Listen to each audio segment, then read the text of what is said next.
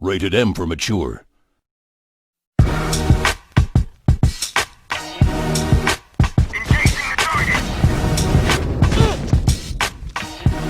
The unique part about the AI in Bulletproof is that every AI character in Bulletproof also plays the game just like the main character plays the game, except it's not actually pressing buttons on the controller, but it's simulating button presses from a code module.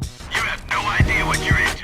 In Bulletproof terms, AI means the conflict between the enemies and the player. Wherever the player can go, the AI can also go as well, and whatever the player can do, the AI can do as well.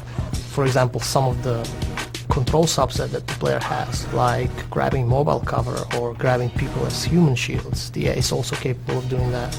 We try to do something interesting with the behaviors also of the enemies in Bulletproof, in that they recognize context that they find themselves.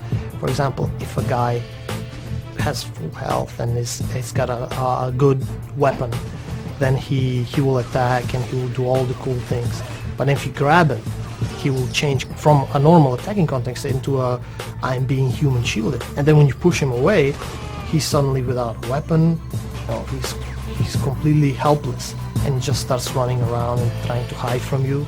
And the interesting thing is that it might look like he's just running around to get away, but he's actually looking for a gun. So if there is a gun anywhere on the ground, he'll actually go pick it up and resume fighting. So they are aware of everything that goes on around them as they're playing the game. The G unit in the game is not really like a squad.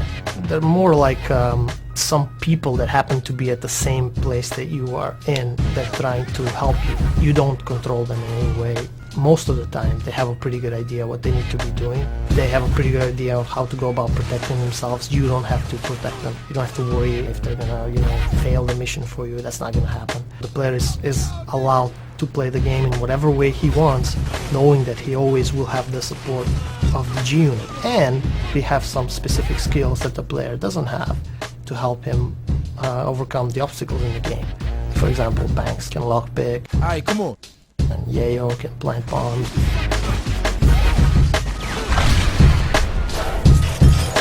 Buck is the expert guy. He grabs people, kills them, executes them.